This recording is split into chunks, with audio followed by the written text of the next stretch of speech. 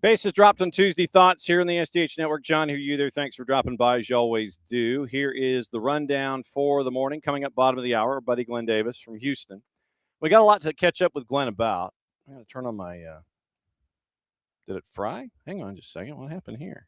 All right. Oh, there it is. Okay.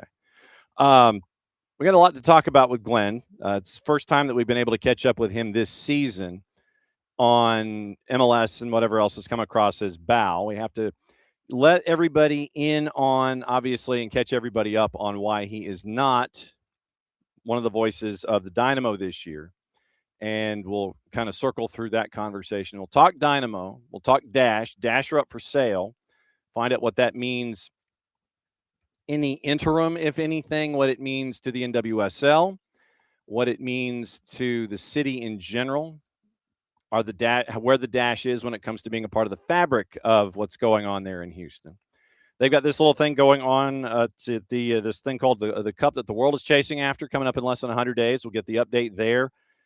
Press conference yesterday, I want to say at OTAs for the Texans, where they admitted that they're going to be displaced from the Houston Dome or the Houston Stadium or whatever they're going to call it. And they're going to have to be displaced for a couple days because of what the FIFA is doing. And, so I guess that means that they'll be outdoors at practice facility instead of indoors at NRG. So we'll catch up with Glenn about everything going on in and around the planet. Then, obviously, after Glenn, 10 o'clock, it's Kacey D. We find out where she be and find out what it was like for her looking at Seattle and San Jose. And, it was Seattle, and it was Seattle and St. Louis City SC. So we'll catch up with her and find out about that. Last week it was the Earthquakes. This week it's the Sounders and St. Louis, and we'll find out what's on her mind when it comes to who she has seen so far in the first 3 match weeks. But we'll catch her up. I'll catch up on Seattle and St. Louis City with Kacey D and find out what else is on her mind in the league. We'll go through the goal from Kalani Kosarienzi, and we'll walk through that. It was a big turnover from Conrad Vollum. We'll get into pressure. We'll get into distribution and all those kinds of things. And so that's Kacey at 10 o'clock. We've got to get into Champions League. We've got to get into CONCACAF because that starts up a little bit later on tonight. We've got 3 matches tonight in CONCACAF, and we'll get into all of the news of the morning and get you ready for your day. Tonight, it is Drew Dickinson on Norcross and North Gwinnett. And so Drew will be up at Tom Robinson Memorial Stadium. And it's because his voice is the only one that has survived. So just got this as a bolo this morning. And it was interesting, but, I mean, obviously, this time of year, you got to kind of keep an ear out for your pipes. So no Morning Espresso podcast this morning. For those of you that subscribe and are anticipating your Morning Espresso, Jason, because of allergies and this time of year and everything, has had something happen that rarely happens. And literally he is coughing. He's got a sore throat and he's coughing, and he never gets that. So he's going to let Drew run solo tonight for Norcross and North Gwinnett, 5:30 and 7:30 at Tom Robinson Memorial. That'll be on the network. And Drew will have the call for that to start our week in high school, as always, presented by our friends at Kaiser Permanente. So Jason will have AST tonight, but waking up this morning with everything that came through last night from a meteorological sense, he's really feeling it this morning, sore throat and a cough. And like I said, he never gets a cough. So he's taking it easy today and taking it easy tonight. And so Drew will have the call for you for those 2 matches tonight. Tomorrow, Jason will be at the Baylor School in Chattanooga for Dalton and the Baylor School. We'll have that one on the network for you. First time that we will have been inside the state of Tennessee for a game. We probably have seen the state of Tennessee, but we've not called a game from Tennessee until tomorrow, and Jason will have that one. Dalton and the Baylor School will be on the network. And then on Friday, 5:30 and 7:30, he'll be on the call, Calhoun and Gilmer, and that one's in Ellijay. So we'll catch up with our friends at Gilmer. Calhoun ranked on the boys' side with a great start on their end. And that's your rundown for high school, because I am leaving for Macon for the high school basketball championships this afternoon. There is not going to be a red clay this week because I will be inside the Macon Coliseum watching everybody getting ready for day 1 of 4 for the championship. So high school rundown for the week. No red clay tomorrow. You've got action tonight, Norcross, North Gwinnett. You've got action tomorrow, Dalton at the Baylor School. You've got action Friday, Calhoun and Gilmer. All of those are on the network. Go to soccerdownhere.net/listen, and you hit listen, and it goes into our grid, and you get to see which one of our channels is up and running. Drew will be up on SDH 1 tonight with Norcross, North Gwinnett. And so once again, 3 match days this week, Tuesday, Wednesday, Friday. And Jason is at home, so Drew is going to run solo on both of those tonight. Jason will have AST for you at 92.9 The Game and the Odyssey app tonight. So that is your rundown. But once again, no morning espresso pod. And if you have not subscribed to the newsletter, you can consume, thanks to our friends at Oglethorpe University, Morning Espresso in any number of ways. The pod, the YouTube, or you can subscribe to the newsletter. And you can subscribe to the newsletter at soccerdownhere.beehive, and that's 2 I's. Let me type it out. So, because some folks kind of get confused about these kinds of things. soccerdownhere.beehive.com. So here is how you can subscribe to the newsletter. You go to soccerdownhere.beehive.com, and it's HIIV.com.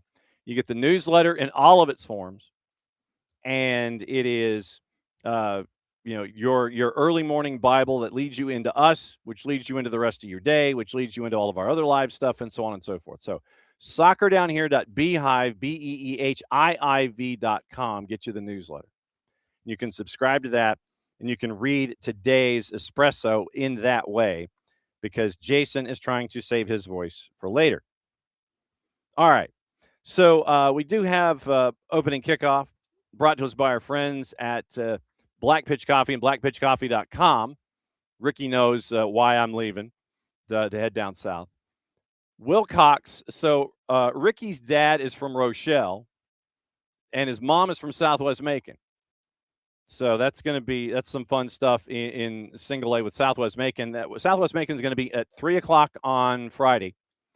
And I was having this discussion with Columbus Sports Talk Radio this morning that if you're not in the building for the 1:00 game, you're not going to be able to get in for the 3:00 game. Friday afternoon, 1:00 is Wilcox. And 1:00 Friday's East Lawrence, and then it is Southwest at 3:00 on Friday afternoon. You're going to have so many people in Lawrence County and Bibb County calling in sick for the first 2 matches on Friday that for the first 2 games, you see, and this is where I catch myself because I'm calling them matches now more than anything else. Shows you where I spend a lot of my time. But yeah, East Lawrence is at 1:00 and Southwest Macon is at 3:00. If you're not in the parking lot of the Macon Coliseum by about 11:00 Friday morning, you're not getting a parking space. Last year, Northeast Macon was there, and they had to shut the doors. Northeast Macon brought everybody. They were parking on the sides of the road. The parking lot was full. You had backups, and there is construction going on at that exit. Color me shocked. And it's all part of the overall renovation of the Macon Coliseum as an entity. So they're renovating the exit and the exits to gain access to the Macon Coliseum. If you're not there by like 11:00 Friday morning, you're not getting in the building. I don't care. But Ricky Wilcox is trying to go back-to-back, and Southwest is trying to add to their pedigree. So, yeah, I'm leaving today later in the afternoon, and I'm sequestered in Macon for the rest of the week. We are having the morning show. We're just not having Red Clay tomorrow. So I'm coming on 5 minutes early. We're back to like normal o'clock. Wednesday, Thursday, Friday. So we can be out by 11 so I can get to the Macon Coliseum in time. Got to be in the building by 11:30 Wednesday, Thursday, Friday. So that's the rundown. Morning show is fine. No red clay. High school action today. Norcross North Gwinnett with Drew. Tomorrow it is Dalton and the Baylor School with Jason. Friday, Calhoun and Gilmer with Jason. That's on the network this week. That's the lives leading into Saturday with Atlanta and Philadelphia. We'll catch up with our buddy Dave Leno. He'll be on Friday morning batting leadoff. I think he'll be at the airport, and he will catch up with us there, getting us into the weekend. And we have Matt Brown from Extra Points coming on tomorrow at 9:30. They recently posted an infographic about what it takes to be successful in college soccer, and they were trying to draw a proportionality to see if it existed with amount of money spent and level of success. And Utah State was at the top of the graphic, and I've got to find out why and see where these budgets compare to other sports on the professional side. Where does it compare with USL, League One, League Two, NWSL, and so on? So we'll see if we can walk through that with Matt coming up tomorrow morning, 9:30, before Dylan drops by. But, yeah, Matt Brown at Extra Points. It's our first visit with Matt, and so Matt's going to come by at 9:30 tomorrow morning to talk about their discovery of college soccer budgets. And we'll see if we can come up with proportionalities and things like that. But no, it'll be good to catch up with. Him. So there you go. That is the rundown of the day. Actually, rundown of the week, kind of, sort of. Glenn Davis 9:30, Casey D's at 10. Tomorrow, Matt Brown at 9:30. We'll see if we can catch up with Dylan at 10. Power Hour right now is at 10 and 10:30 on Thursday, and then it's Dave Leno. Hopefully, our friends from Beyond Goals and our friends from Apple TV at 10 o'clock. That is Friday. So that's a rundown for the week as we have it. Guests probably will be parachuting in as we go. Jessica Charman is going to be one of those because Jess is calling with Lori Lindsay the game at Mercedes-Benz this weekend. So I've got to text Jess and find out when she can visit this week as well. So Jess will be in at some point. Try to have her maybe lead off on Thursday. But Glenn Davis joining us in about 10 minutes. Casey D joining us at 10 o'clock. Matt Brown tomorrow at 9:30 from Extra Points. Hopefully Dylan at 10 tomorrow to talk MLS. Nino and Nico, the Power Hour on Thursday. And then Dave Leno, Opposition Research, 9:05 on Friday morning. Beyond Goals Mentoring, hopefully at 9:30. If Michael Parkhurst isn't moguling, having to do with the USL, and we're keeping an eye on that. Kaylor Hodges is going to join us next week. And then our friends from Apple at 10 o'clock. So that's the rundown for the week as we know it here on the network. Obviously, things will be added as we go. Morning, Alex. Morning, Ricky. And let's see. Morning, Derek. Morning, David. And so that's the rundown for the morning as we know it. Like I said, we got to get into Champions League. We got to get into CONCACAF. Piece of news broke last night out of Major League Soccer. And for those that were not with us on Soccer Over There, for all of the chaos, shenanigans, buffoonery, and tomfoolery that was there, we do have a story that I do want to talk to Glenn about as well. And for those of you that might have missed it, you end up with Derek Jones and Yaya Boa getting lifetime bans betting on their own games. By the way, opening kickoff, Black Pitch Coffee, blackpitchcoffee.com. They are a great part of the SDH community. They're beans from Brazil and Guatemala. You see them out with us when we're out in the community. So you start your day off the right way with us with opening kickoff here on the AM side, and with them when it comes to Black Pitch Coffee and blackpitchcoffee.com. So this is opening kickoff. If you missed it yesterday, happened middle of the afternoon. MLS gives Derek Jones and Yaya Boa lifetime bans for betting on their own games. And like I said, I want to bring Glenn in on this because of his playing, professionally. I want to get his thoughts on it. So, announcing Monday that they have lifetime bans for extensive gambling, including on games involving their own teams. In one instance, the pair won a bet that Jones would receive a yellow card, which seems to be a fairly easy one to get. Obviously, A, he's got to start, or B, he's got to play, and it's easy to pick up a yellow. So I don't know what the parameters were on the yellow card, but extensive gambling, Derek Jones would get a yellow, including that in one instance. Suspicious betting alerts to Major League Soccer retained a law firm to investigate. Players were placed on administrative leave in October of 25 as the review ran its course. Eventually, the investigation found out both players betted on soccer extensively throughout 24 and 25, including on their own teams. The league said in one instance, both players bet on Jones to draw a yellow card during a 19 October 2024 match, which he received. I still think that's probably one of the easier ISO bets on the board. Hey, you, yellow card. You think you can get that? Yeah, I think so. It doesn't seem like that's a bit of a stretch. But anyway, that was one of the bets that was part of the extensive betting history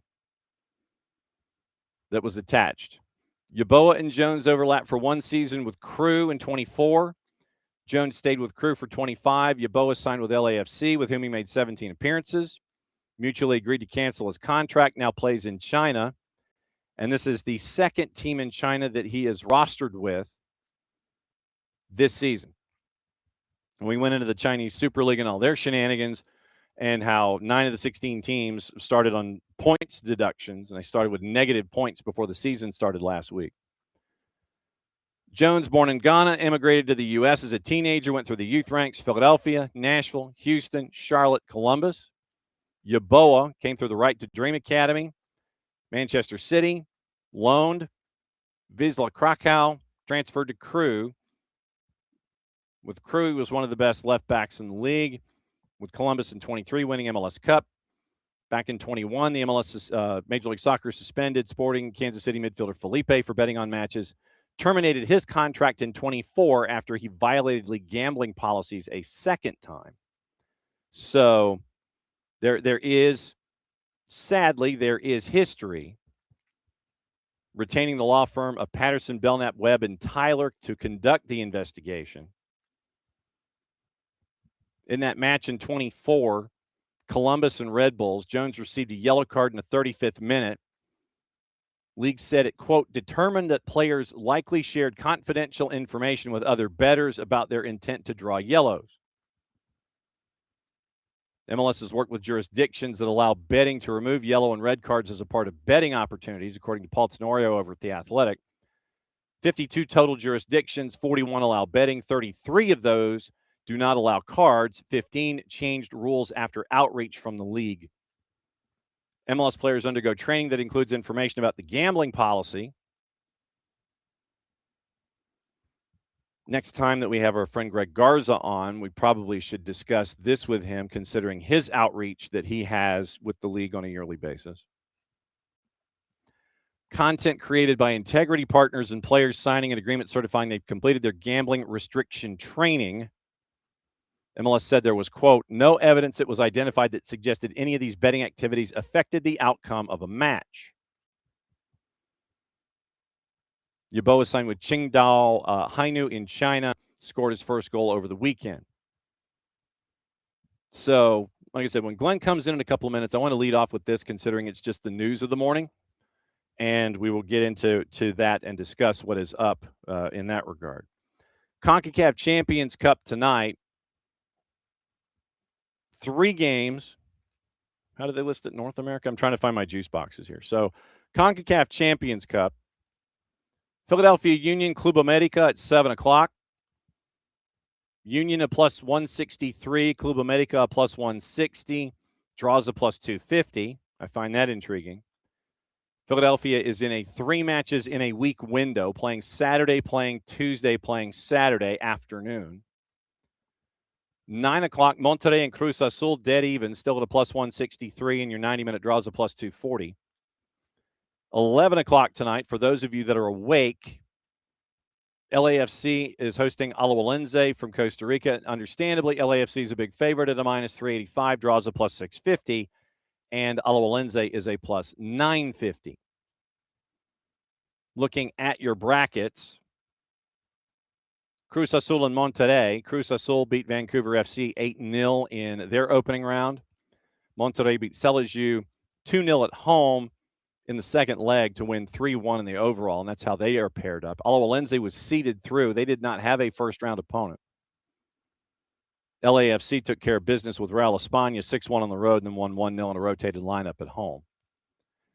Club America shut out Olympia in the second leg. It was 2-1 in the first leg on the road. Getting 2-1, they held on to that margin. And Philadelphia put 12 on Defense Force, which, insert punchline here.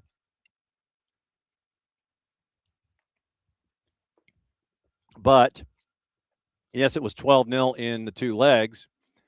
Visa issues that were with Defense Force in the second leg in Chester might be replicated with Mount Pleasant as they're getting ready for their matchup with LA Galaxy. They're saying right now, Mount Pleasant, that they could have as many as 10 absences because of visa issues going into this matchup with LAG.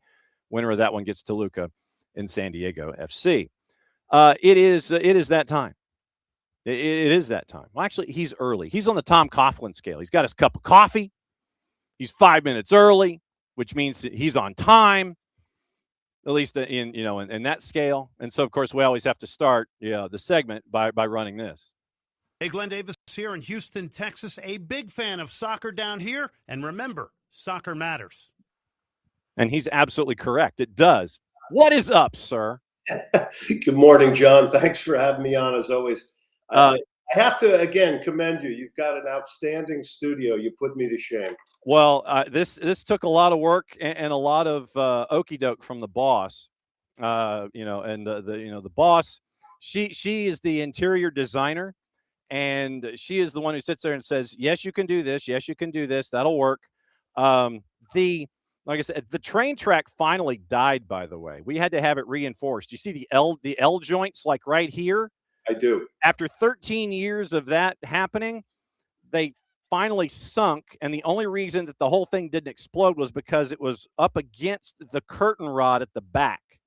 And so the curtain rod saved the whole thing from collapsing down. We brought in the handyman, and so there's L joints now here and L joints on this one. And she had to reinforce the rod back here because I put too many winter scarves up. And so she had to reinforce that. And the secret, Pier 1 Imports, the triple layer shower rod.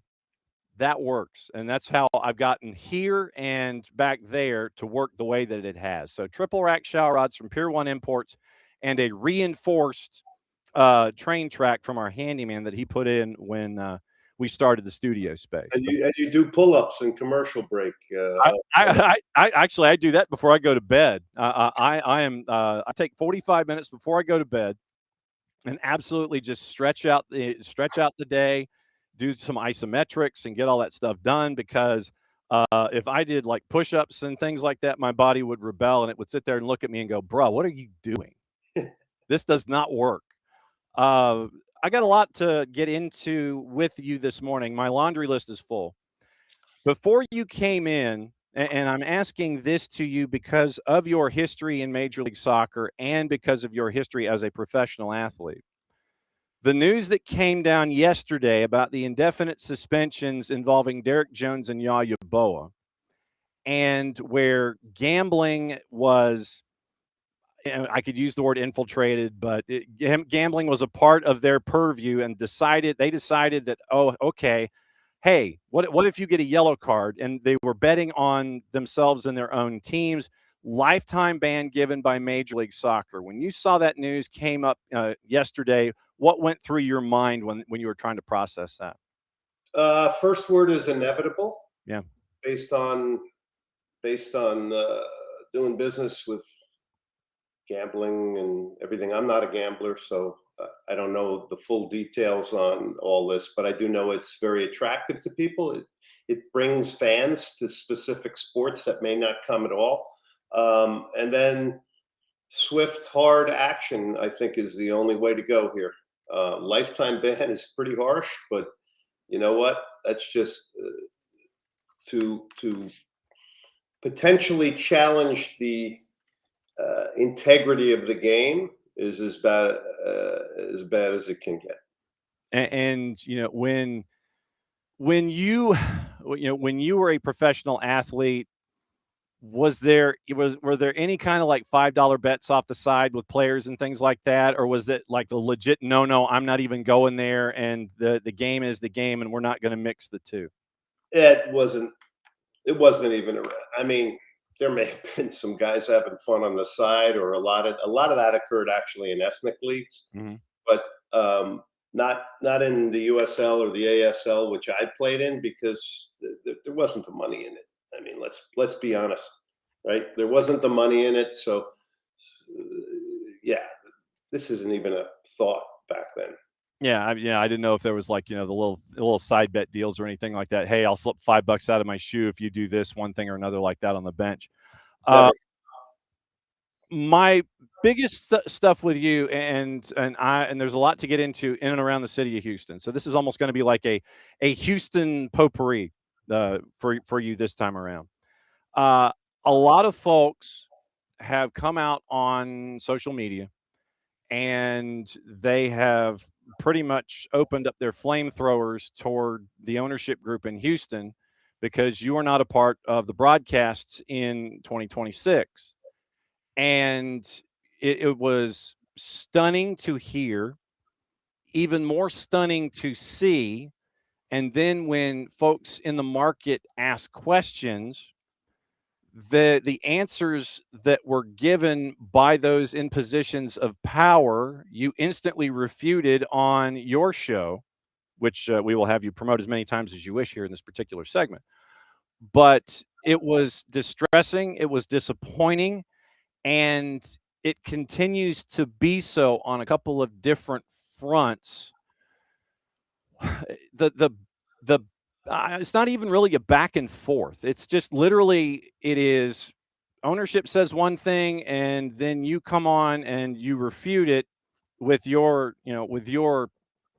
elements and your discussions. I mean, what has this 90 days been like where you're not doing the dynamo? You're still a force in the business, but you're not doing something that folks in the Houston area and Dynamo fans on this and any other planet, they're like, we've always been with GD and now we don't have it. What has this 90 days been like as we've been working through all of this stuff? Well, it's a pretty different time period for me. I mean, having done the league since its inception in '96, like other guys like JP Dellacamera, like Dave Johnson, it definitely has been a change. I can tell you that when Houston's playing or it's an MLS weekend, yeah, it does bother me. I'm not going to sit here and say I don't wish I was behind a microphone and at a live game and calling the league. I felt I've been a good servant to the league over these years. I've created my own radio show that has supported the league. Nobody has covered the Houston Dynamo to the extent that I have, including back in, it hasn't been a great 13 or 14 years here. This team hasn't won an MLS Cup since in 18 years. So, when you go back to the well of 6 and 7, it's a great memory, but that's a long time ago. And it's kind of, what have you done for us lately? But it has been difficult. It's an interesting time period because you learn a lot about yourself. It's different. I'm more independent now. I'm trying to create different things. I love, just like you do, I love talking the game. I love being a part of it. But I also, in my city, like to push the envelope of it being better. And unfortunately, you get deemed a threat by these ownership groups that have been here, and they're weak and they're not great leaders. They're here for the appreciation game, which we all know what that is in MLS, because there's only so much professional content out there people can buy and then sit on like an investment. Now, some people might be saying, well, they had a great crowd. Yeah, well, of course, that happens at the beginning of the year. The question is, where is it a year from now, 2 years from now? And the vision is never laid out. These are the types of questions that I've tried to ask people. They don't want to really give you answers. They say we're going to be really communicative and more transparent. Never happens. They don't use the institutional knowledge of Houston. these front office people in Houston, with all due respect, and they're probably great people, they have no understanding of the Houston market. We're not a small market. We're one of the largest cities in the country. Why aren't we going after it and getting ownership like a Miami or an Atlanta? Or why aren't we bigger? Because it's a big city, and the Dynamo and Dash are not relevant here. So, I'm kind of going roundabout here, but this has been going on. This is not a new thing. Okay, the prior ownership was the same way, and it's just tiring. It's tiring for someone, for people that care about the sport here in Houston. This is one of the best soccer cities in America. I know everybody says that from the standpoint of participants. The cultural ownership of the game is people that play it, coach it, referee it, organize, by the way, buy tickets, right? The attendance at Energy Stadium is why we have a World Cup. It's not top down, it's bottom up here. And, sometimes I just feel like the MLS product is treated like a line item. Yeah. One of my favorite quotes comes from The Art of War, from Sun Tzu. And I know that everybody's looking at me going, Nelson, you actually know about The Art of War and Sun Tzu? And I'm like, yeah, man. Everybody who runs a business, is in business, should have this book on their shelves, because the language is universal. And one of my favorite quotes that I have always stuck to is, trust the local guides, for they know the terrain.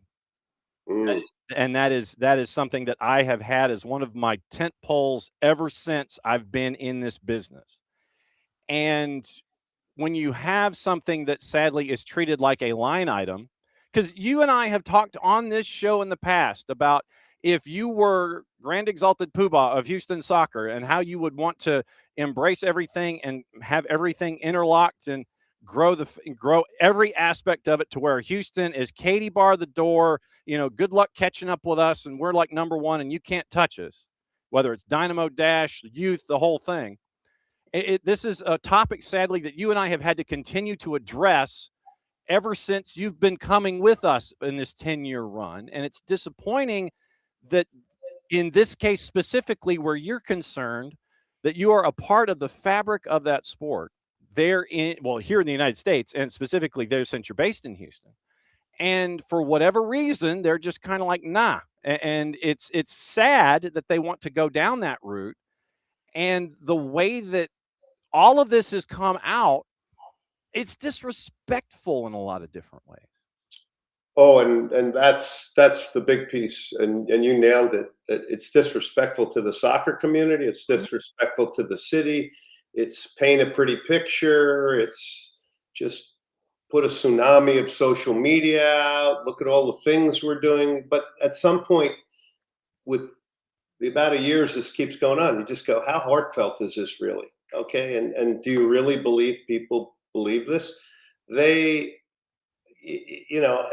want it to be better here. And why can't we want it to be better? And wanting it to be better means that as quote unquote journalists, you ask hard questions. You should be allowed, without anybody getting their panties in a hold or in a fold, you should be allowed to ask, hey, why isn't the team more relevant here? What are you doing to correct it?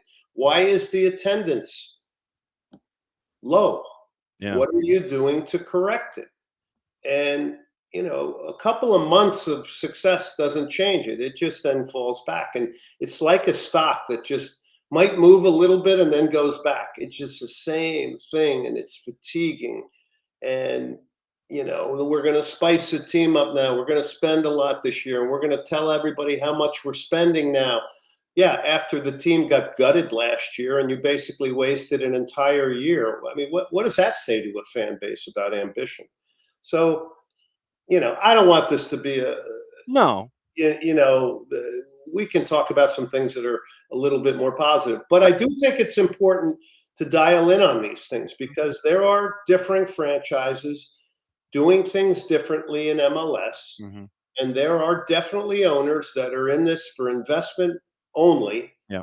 And that's portrayed. And then, you have to look at it and look at the picture being painted for you, the smoke and mirrors. And yeah, I don't know. There's a lot of things that I could complain about with Houston, both on the competitive side and where it lies in the community.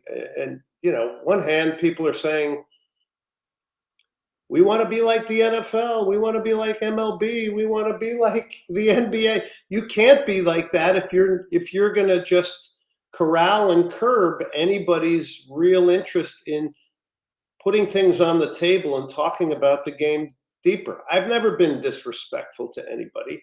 I have been a little bit more at the end aggressive on my radio show, but I never mixed that and the play-by-play call of the game ever. Right. I had a strict rule. You don't.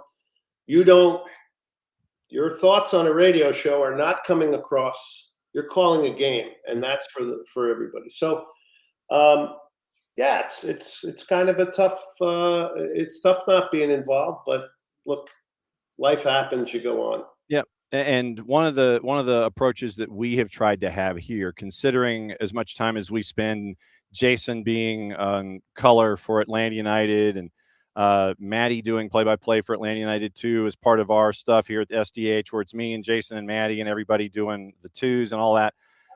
We want to have discussions, but we're not going to sit there and we're not going to sit here and rage about anything. We're not going to deal in the extremes. We're going to be pragmatic in our approach. We're going to be journalistic with a J in our approach. We're not going to get too bent out of shape about things and try to give it context as we go. And so that's why we've tried to be just rather level-headed and have discourse. Are you saying I'm not level-headed, Joe? You've got the best level head of anybody I've seen, man. That lettuce of yours has always behaved. Look, situations are different for everybody. You have to remember, I've been here since 1984. I played on a professional soccer team. I ran a youth club. I get a break in television and radio. I'm sitting around one day and I'm doing MLS in the early years. I'm like, how come we don't have a radio show and we're not talking about the issues around the league? Yeah. So I go to public radio, spend some time there, learn how to do radio, move the thing to mainstream radio, and now I've been on for 22 years. So it's a little bit different in, first of all, the amount of time I've been here and being a little older than you guys. So, brother, you're not that much older than me. I'll tell you that right now. Well, my intention was, yes, I want to be a broadcaster, but I wanted to be something beyond that in Houston. And I had opportunities to go to other markets and call MLS. And of course, I went off and did HDNet while doing the Dynamo and Fox Sports World and other things and international games. I absolutely loved it. But I always wanted to be a part of the Houston soccer community because I've seen it just grow. And I don't like seeing, to your point, the disrespect to the soccer community in the city from these outsiders who come in and run a team and go to the same sources that have really defanged the MLS product after a wonderful entry here from San Jose. Mm-hmm. And after Oliver Luck left, that was the problem. After Oliver left, we lost our Houston connection at a high level of executive. And that's where it went downhill. But anyway, let's talk about something else. All right. Well, let's talk about said Dynamo. 97 players egressed in the offseason, and you brought in another handful. Two of the names that come to the front of the table are Madi Bogusz and Ache Ache. Ache raised an eyebrow for me when they were bringing him back, considering his exit. Yeah. And I was intrigued, and I had the question mark bubble over my head on that one. And then you spend money, you bring in Madi Bogusz. What have you thought about them in the first 3 match days so far on the whole? Yeah, so since they didn't play in New England, it's been 2 games. It's a small sample size. I think Bogusz is going to end up doing very, very well, John. Mm-hmm. Obviously, he's a guy who knows Major League Soccer. He had struggles down at Cruz Azul with injuries and things, but I think he's an excellent player. He could turn into a good storyline in Houston. If Poland qualify for the World Cup and he's a part of that roster, he could potentially be playing for Poland here in Houston. Ache was a little bit of a head scratcher. I think the big piece people need to know is he's got family here and his kids in Houston. So he really wanted to be back. And my understanding is he came to the organization. So they got him probably for a song and a dance this time. Okay. What his role's going to actually be, I don't know. He only played 354 minutes last year at Cruz Azul. 2023, the guy was magnificent. He basically was coaching the team. He ran the team. That was one of the best watches ever. And unfortunately, it did not do anything for the attendance and the relevancy because they did not know how to utilize him from a marketing standpoint. And that has been a problem here also, is the marketing and promotion of the team. We have a bunch of players from South America. That's the model now. You bring them in, you park them in your Dynamo 2 team, and then you move them up to the first team. But nobody's star building these guys. Nobody to the public is explaining who these players are and giving a lot of background on them. They'd rather be talking about a ticket package or, something else that, so the needle needs to move towards football and the guys actually playing the game who can actually attract people to your stadium. So got a big center back now that they brought in. They do have an injury with Artur, but the roster 100% is better from a competitive standpoint, 100% better, but there was no way to go but up, right? Mm-hmm. So Bogusz, I like the guy Guilherme. He had a good opening game, the Brazilian. He can be a threat behind defenses. The move of Griffin Dorsey, that was a head scratcher. Mm-hmm. And I would have liked to have seen him in this sort of new system with 3 center backs. And that one, because that was a guy off the field who wanted to do a lot. I mean, he came to 1 or 2 of my live events and he's like, Glenn, I want to do more of this. And I go, well, you got to push your organization. I mean, tell them. I mean, you don't want to play in a half-empty stadium. If you're an MLS player and you're in one of these markets that doesn't draw, right? And you're looking at, the LAs, the Miamis, the places that are packing them in. You're just going, yeah, I want that. And and like I said, you and I could have a good separate discussion on how to reach community outreach and what's missing and all these other kinds of things with Dynamo. Let me go to the Dash and go there, because last week we were discussing that the Dash are now back on the market, and second time in 2 years. And I'm guessing that I think what they're looking at, a valuation of like 140 or something like that was what I had seen. Where is this in the pipeline? How far down the road are we? This is where I'm asking you, what does this mean? Where are we when it comes to the Dash? And then I've obviously got follow-up questions. But with the sale and proposed sale and on the market, the Caldwell Banker sign is in the front, the front yard of the office. What are you seeing here? So the first thing I would just say here is, tells you about ambition, doesn't it? Right? Yeah. Tells you a little bit about ambition and your want of women's sports, right? Women's soccer. So, first of all, to give context, this is an amazing soccer tab. This, from women's soccer's perspective, we have college programs. We have a 50-year-old Houston Women's Soccer Association. We have oodles and boatloads and baskets of female players that fill rosters all over the country in universities and colleges. And a lot of them end up getting into the professional game. And in fact, Houston Dash just signed some very good ACC players that Kacey will know about. Leah Clanky from Notre Dame is a local product. So the resources are here to do it right. And it should be a happening. And it's not. It's been dead. The numbers I see for attendance are totally fudged. And again, these women want to play in front of real crowds. So the Dash has not been taken seriously. Now, that doesn't mean there's some people there like Coach Gautra. He's working real hard to try and turn this into a better product. They've made the playoffs once in 13 years. Okay, so there's your context. So my understanding is Sportico, that first sale had the dash valued at $70 million. Okay. So a 24-year-old Chinese kid comes in, maybe he's not a kid, and offers $120 million. So, we're all sitting here scratching our, okay, what's that about? Now, I think if you really think about it, you'll figure out what it's about. His father was in prison, had communist ties. Yes, I So remember. put one and one together, and it's a place to put money.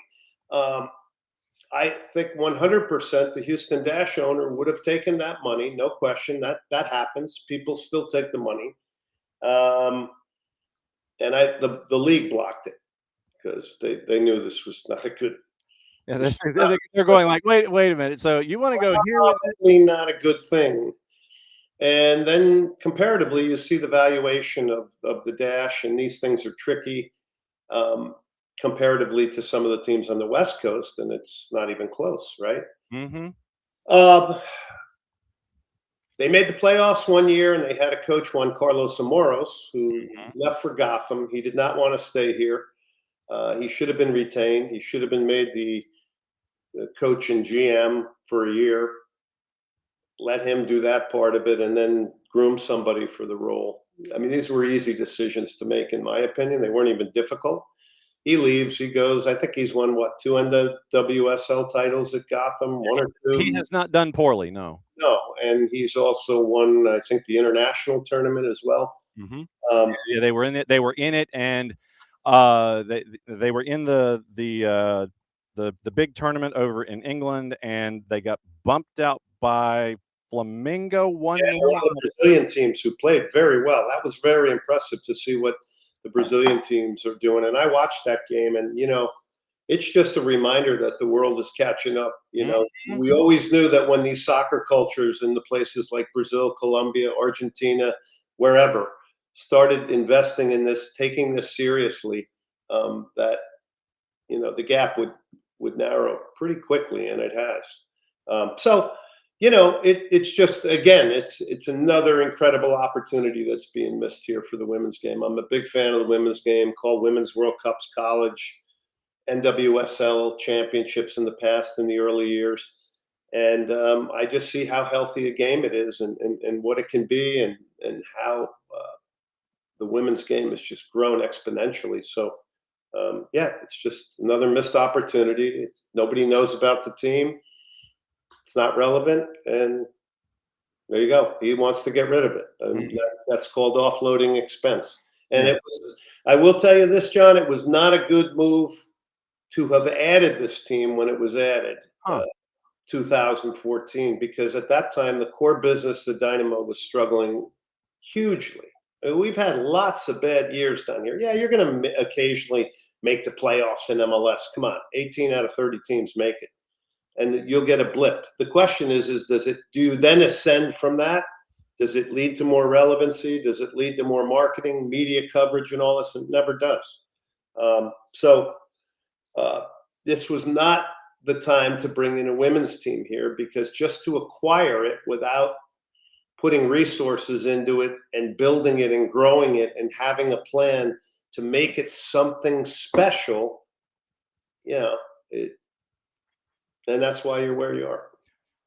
Do you anticipate the Dash, and this is just a gut question, do you anticipate the Dash staying if they are purchased by a new owner, considering their situation? That's a good question. I would not think that the league would want a franchise to be moved, because that doesn't look good. And it also takes away from an expansion fee from a market that they could be getting it from. Yeah.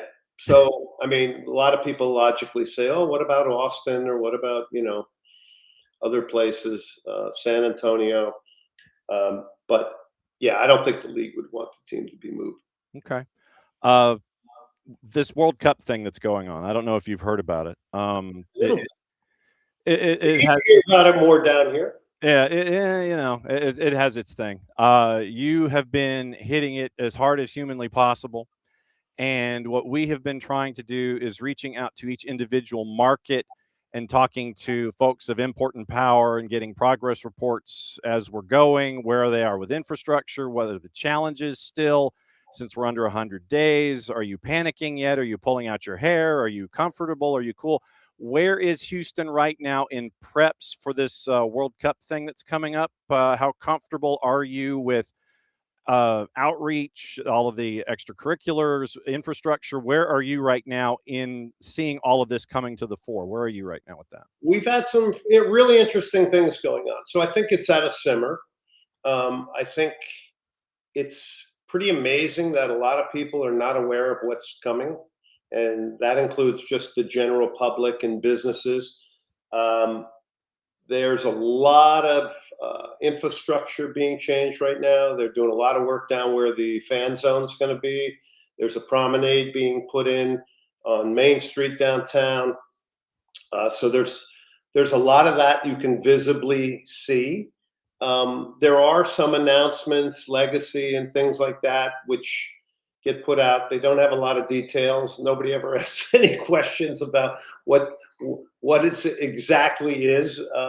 But it's like checking a box, I think. But I think the general awareness is not where I would think it should be. I mean, I think the soccer culture obviously knows. And we got probably 2.5 million, 3 million soccer fans here in Houston, and they come from all over the world. They're all fully aware.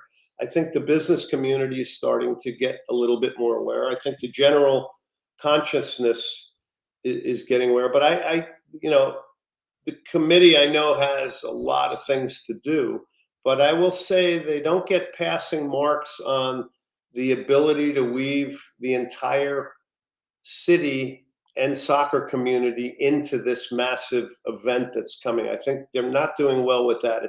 It's kind of closed door. It seems to be events for corporate people. It doesn't expand out, to the person playing soccer every night on the field, and there's ways you can do that and weave an entire community into it. But look, we got Germany, we got the Netherlands, we got Portugal, we got an amazing, group of European teams coming here, which, we're used to getting South America and Central America. So, we'll see. It's pretty fascinating. Everything going on politically, is in the minds of everybody. So we'll see. And you are hitting it every single, it seems like, how many days of the week? Do you have 13 days of the week now that you're doing Soccer Matters? We're doing it once a week. I got a live show tonight. I have 2 shows, and then we have a show, Destination 2026, which is more World Cup related, where we try to keep people updated on things. I had Claudio Pissarro from Bayern Munich on there, who played for Peru.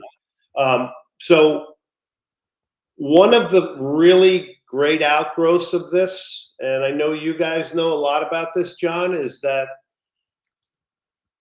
a lot of us have just said, you know what, if the committee is not going to weave us all in and they can't do that, then we're going to do it ourselves. And that's really what's going on. So we're trying to, a lot of people, different groups are taking control of the soccer community, providing content. There's business groups doing things and having panels and helping people set up to do well business-wise and tie themselves into the sport. This sport is not going to have a legacy because the World Cup was here. We already have a legacy. We have professional soccer back to the 60s. This is going to be a legacy in that it's a World Cup, and it's going to be another bump. People are going to have this as a benchmark in their lives. Hey, remember when I went with Dad to the game 20 years ago at Energy Stadium? You're going to get that in Atlanta. We're going to get that all over the country. These are magical moments. But the sport's going to continue to thrive, hopefully get a good bump, and it's never going away down here. So I like the grassroots, independent efforts that a lot of different people are putting in. We're doing World Cup events where we're watching movies, and 30 or 40 people are coming to these. We're talking about the games. We're looking back at history. We're seeing how the game has changed. So it's all healthy. All right. If you would please, sir, hit the blatant promo alert and let us know how we can consume everything that is Glenn Davis. Well, shameless promotion, Twitter and Instagram at Glenn Davis Sock. We're even on, believe it or not, I never thought it would occur, but we're on TikTok. You're doing the TikToks. We're on Well, when you go independent, John, you got to do it yourself. Yeah. And that's Jason part and of Maddie know the TikToks, man. I'm just kind of sitting there and going, Well, I can't say I'm actually putting it up there myself, so I have to be honest. Also, Facebook and everything else. And then Soccer Matters is on every Tuesday, ESPN 97.5. So it's fun. I love it. I know you guys love it too. We love the game. And I think it's important that people like us, are out there asking legit questions, enjoying it, having fun with it. And, one day I'll get a life. And by the way, for those that may not know, the man's got the gear back out. We can get the T-shirts and we get the hats too still, right? Yeah, you can get the hats. We got a new T-shirt. So this is another out. So I'm doing with a local artist who is a really creative guy, some T-shirts now. His name is Adonis, but he's done a lot of really interesting baseball T-shirts. So me and him are doing a collaboration. So these are the fun things that come out of it. You get to know somebody else and what they've done, and you work together, and it's a lot of fun. By the way, I was at the World Baseball Classic last night, and never was I at a baseball game, USA and Mexico, that felt like I was at a soccer game. Mm-hmm. And I can assure you, there's no Astros game that had the atmosphere, except maybe the playoffs, like that last night, because the stadium was 50% Mexico fans and 50% US fans. And it was really, really interesting to be there and to see it. The wave was going. And I have to think, this World Baseball Classic for Major League Baseball is a great thing. I can't wait to see you at the juice box down there downtown wearing a lucha mask that's got the Soccer Matters logo on it. Well, I would do the blue. Who's the blue guy? The Blue DeMonico, who's a good guy. Yeah, I would wear the Blue DeMonico mask. And there was the button. That's a guy 3 seats away had the Blue DeMonico mask on. Oh, that's strong. It was cool. It was cool. It was just so much fun and just different. It was great to see people with smiles on their face, having a great time, rooting for their teams. It was good. Okay, so it is now that time where we have cleared 10 o'clock Eastern, which means we bring in another individual, and we get to sit here and bring in Kacey D. There she is. Hi. Hey, Glenn. Hi, Kacey. How are you? I'm good. How are you? Kacey's coming into my town, I heard. I am. I'm excited. Can't wait.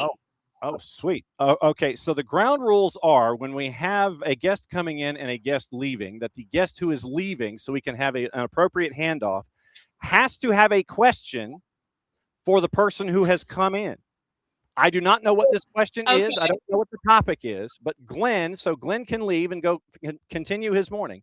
He has to have a question for Kacey D so he can go. Okay. All right, let's do it. All right, Kacey, you ready? It's going to be tough. Right? No, it's not. It's tough. It's definitely not. I'm lobbing you a softball here. So you saw the 4 ACC players that you and I have had the pleasure of calling that got picked up by the Dash, right? Fossey, they picked up 4 of those great ACC players that you and I have called games with. How much of an impact do you think they can have on the Houston Dash? Because I know you cover a lot of NWSL. The 4 ACC college players that are coming to Houston, and what type of an impact can they have and how quickly?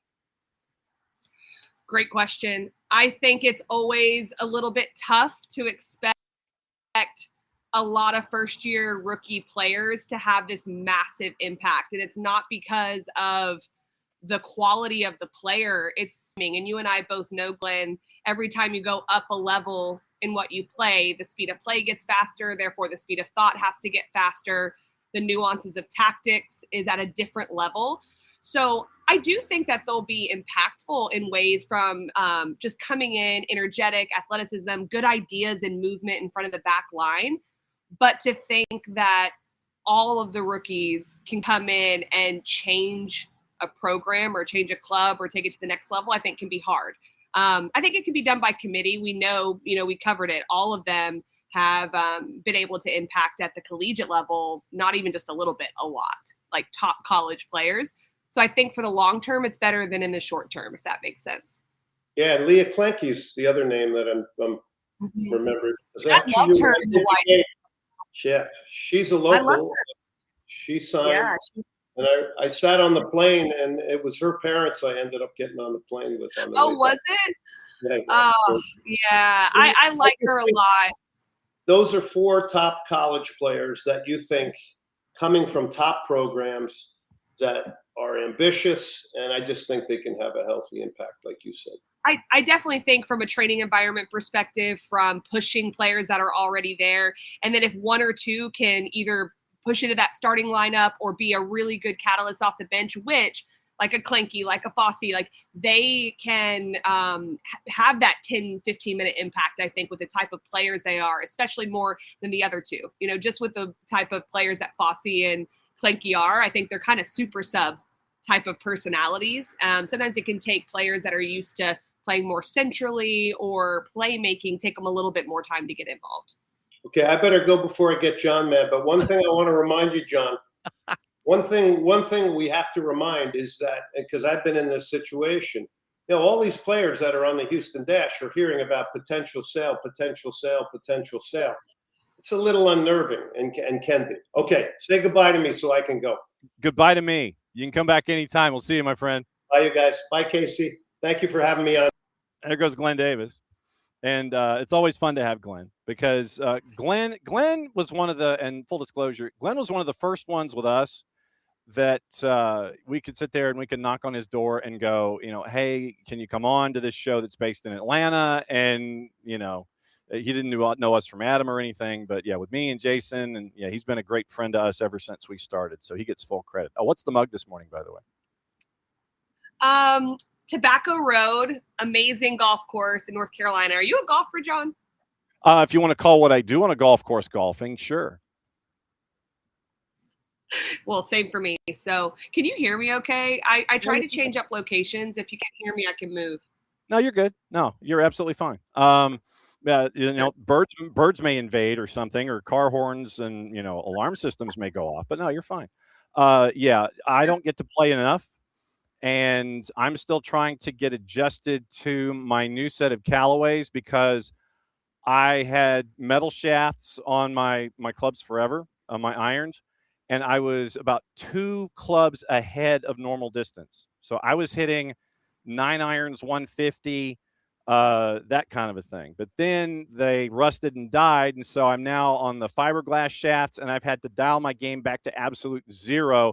So I'm just kind of futzing around, and the 9 irons going 110, and you know it's just like this stinks. So I'm trying to get adjusted to that, and the idea of the hybrid, the hybrid iron. I'm still trying to figure that out because I can't hit a long iron to save my butt, and so I'm now to the hybrids, and I'm trying to figure that out. I can go driver 3-wood, 5-wood, fine, but then you get to like the 3 and the 4 hybrid, and I'm lost. The hybrid does not come out of my bag. I am not a hybrid person. So I feel you on that. Out of control. But the reason that we had you on, so you could talk to Glenn for a second. That was on purpose, by the way. With Glenn, I figured. With Glenn, I always give him the option of, I said, okay, Kacey is Tuesdays at 10. Do you want to come on after her or do you want to come on before? And he's like, y'all come on before because I'm a 9:30 Eastern person. So that way he comes in and that way we get the handoff with Glenn and the two of you get to see each other. What I wanted to get into, obviously, was your game in St. Louis. Did you get your picture under the arch? Did you get to eat any good food? I did not. I was there 36 hours, so no arch visit, but I go back in 2 weeks.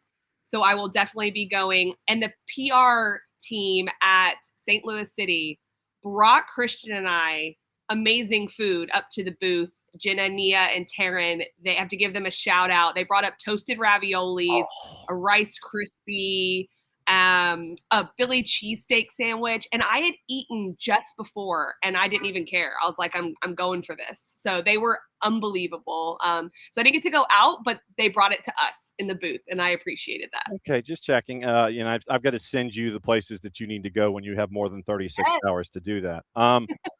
In the game itself, there was only the one goal, but I do want to get into things philosophically about Seattle and St. Louis City SC as we go here. Here was the goal from the match, and it usually takes about 35 minutes to actually pronounce Kalani Kosarienzi when you're trying to actually discuss any kinds of plays. But here is the one goal from the match at Energizer, and you'll recognize the voices in this one, courtesy of our friends at Apple TV and Major League Soccer.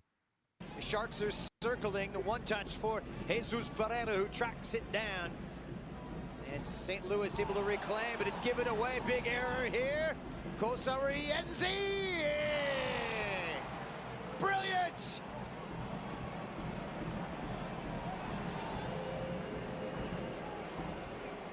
First goal of 2026. The Sounders sparkle in St. Louis. Take this turnover and make the most of it.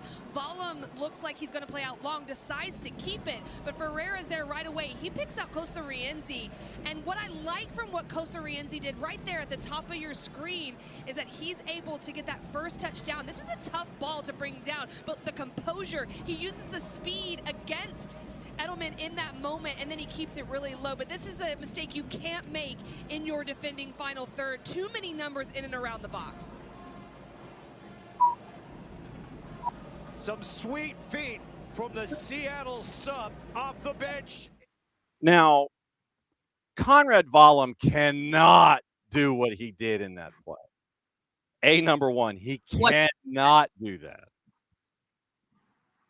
It was not good, John. I couldn't believe it because they had done the defending work, and then to pass the ball 5 yards inside to your penalty area when players are just chomping at the bit to capitalize on mistakes, it just can't happen.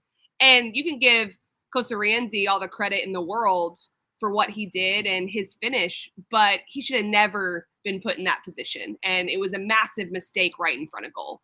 So then is that more on Vollum and his decision-making in the moment? And I guess this is where we go coach speak here. Is this on Vollum and his thought pattern, or is this credit to Seattle and their pressure to create that turnover deep in his own end at the edge of the 18? I've watched this goal multiple times since, because sometimes when you're in the game, you get a different feel than you do after. Like, was I too hard on that, or was it actually good pressure? I don't believe it was good pressure from Seattle. They had numbers close by, but Vollum wasn't under a lot of pressure from Ferreira in that moment. It actually looked a little bit too casual. If you're going to decide to not go long and pass it 3 or 4 yards, it's because you actually feel. And so the lack of awareness was there from him. And look, players are going to make individual mistakes, and this was certainly one. But I don't necessarily give Seattle a lot of credit for the defensive side of this one. I just think it was an individual error that then Seattle capitalized on. Seattle gets the Duke on the one goal there. That's all you need in a situation like that. Last time I checked, if you score one more than the other guy, you get a win. That's what happened. Looking at these two sides, one of the big questions we've had, and I guess it is still a present tense question, is who is going to step up for Joao Klaus with St. Louis City now that he is with LAG.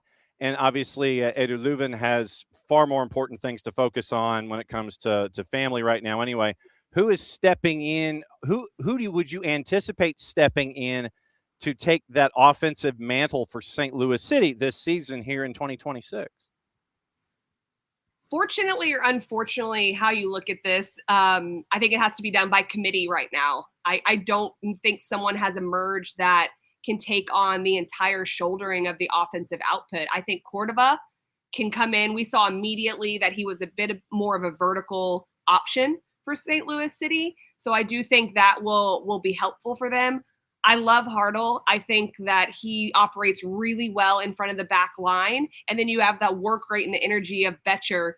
And I think people probably get tired of hearing that because he's a forward and he has to score goals as well. But you need both. You need players like that on the team. So I think the combination of those three, like, someone has to figure out how to put the ball in the back of the net, because the play behind that, I think, is advancing every week for St. Louis City. Toyshirt was good when he was in the game. He started. He was good off the dribble. Hartle was. And Betcher created opportunities. But it's not turning into goals. So someone has to figure that out. I do think Cordova can be a good addition. Marcel Hartel Holiday Inn. And as the season goes along and we are plugged into our friends over at Ball Watching, and we have them on occasionally too, I'm looking forward to see the eventual rolling out of Joyner and McSorley from the twos and letting them get reps and see if they can integrate to be a part of this by committee that you're talking about with St. Louis here in 26. Well, McSorley definitely made an impact when he came in. And I don't believe by watching that it was because Betcher wasn't making an impact, but fresh legs, someone coming in, a young, hungry player playing up next to Cordova at times. And he had a second chance opportunity off of Hartle's shot that Thomas saved out of nowhere. I don't know where that save came from, but he just couldn't quite connect with it. But that type of energy, I think, can be a nice inclusion off the bench, especially. I really liked what he did when he came in, and I don't know if he'll increase his minutes based on bringing Cordova in and already having Betcher, Hartle, Toy Shirt, but I do think he can be a catalyst in that 80th minute, somewhere along those lines. And then on the Seattle side of things, just when you think you've got everybody, Jordan Morris is injured again, and I know a lot of pressure is on Jesus Ferreira after last year coming into this year. When you look at the offense of Seattle, which is transitioning in some positions, but not all, how are you viewing their offense? Because once again, it looks like the injury bug, they don't quite have the raid to spray it and get it away from everything. I'm sorry, I'm changing it up. It was getting a little bit loud out there. So you're going to get 2 for 1 today. So for Seattle, I do think that the injury piece is really difficult. Yeah. And I think that's really hard for them right now. Losing Paul Rothrock takes a lot out of their attack, especially because Morris is gone as well. So they don't have as much of a vertical threat. They don't have that out and out type of runner winger that can just run at a back line. And I think that massively impacts the way they attack. And if you look at the matchup with St. Louis City, really, they didn't have much of the ball, and they were okay with that. They tried to just compact things centrally. They played Ferreira more inverted. They had Brunel inverted in that space. So Rusnak didn't have a lot of space to operate, but they were on the road, 1st to 5, professional approach, composed approach, and they got their goal. So it worked. But from an attacking standpoint, not having those 2 players, I think really impacts the way they can go forward. Stats on the day, just from 30,000 feet. St. Louis had possession. It was 60-40 possession-wise, but, of course, game state can dictate those percentages. 12 shots for St. Louis City compared to 8, 5 on target compared to 4, and you end up with wow, okay, so I did not notice this. The aerial duels was 2-1, basically, St. Louis City, but they couldn't take advantage of it off the second touches, obviously. And then 20 fouls, 13 of them called on St. Louis City, but only 1 yellow. I find that to be interesting with the layout there, but it's 7 fouls for Seattle, and you get 3 yellows. So intrigued by a lot of different numbers in here, even though it's only the 1 goal on the board by the end of it all. I'm shocked that Seattle had 8 shots, to be quite honest with you, because it did not feel like that within the game.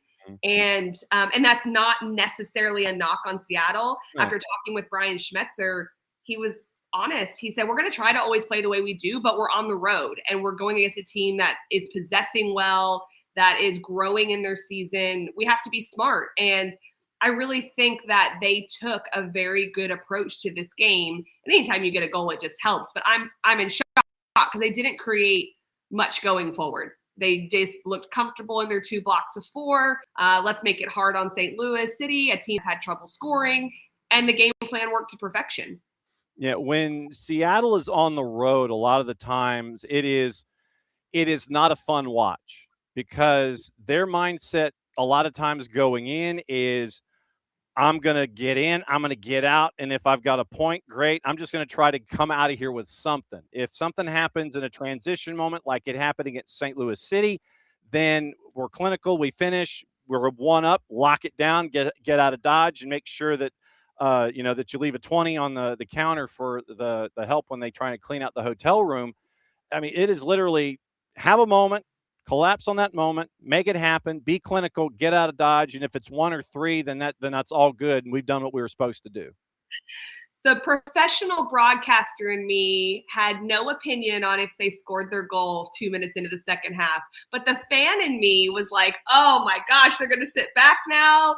And this is going to be interesting because it's going to be all St. Louis City. They're going to try to counterattack maybe, but they're just going to try to see a 1-0 win out. So to your point, yes, I felt that it was a pretty prototypical approach.